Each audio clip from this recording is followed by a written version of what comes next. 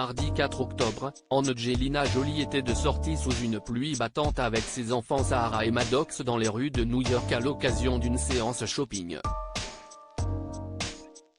Une sortie effectuée dans un contexte tendu puisqu'il a été révélé que l'actrice américaine accuse son ex-mari Brad Pitt d'avoir violenté deux de leurs enfants lors d'une dispute survenue à bord d'un jet privé en 2016, d'après des documents judiciaires qui ont fuité mardi aux États-Unis. En effet, dans ces documents elle détaille une violente altercation avec son ex-époux lors d'un vol entre la Californie et la France en septembre 2016. L'acteur de 58 ans aurait alors étranglé un des enfants et frappé un autre avant d'attraper Angelina Jolie par la tête et la secouer puis de la pousser contre la paroi des toilettes, où la dispute avait démarré. Lors de cette altercation, Brad Pitt aurait reproché à sa femme d'être trop obséquieuse avec leurs enfants Maddox, Pax, Sarah, Shiloh et les jumeaux Knox et Vivienne.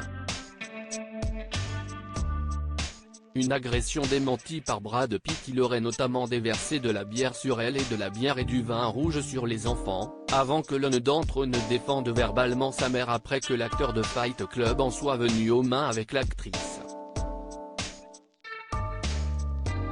Brad Pitt se serait alors précipité vers son propre enfant avant de l'attraper par derrière pour l'arrêter.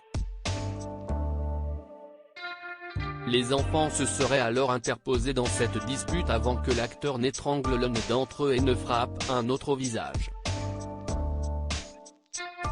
Certains lui demandaient d'arrêter, d'autres pleuraient. L'enquête menée par les autorités fédérales n'a débouché sur aucune poursuite après cette dispute. Un représentant de Brad Pitt a qualifié toutes les accusations d'Angelina Jolie de totalement fausses. De son côté, l'actrice américaine aurait déposé aux autorités fédérales des photos des ecchymoses qu'elle aurait eues à la suite de l'attaque présumée de la star de Fury.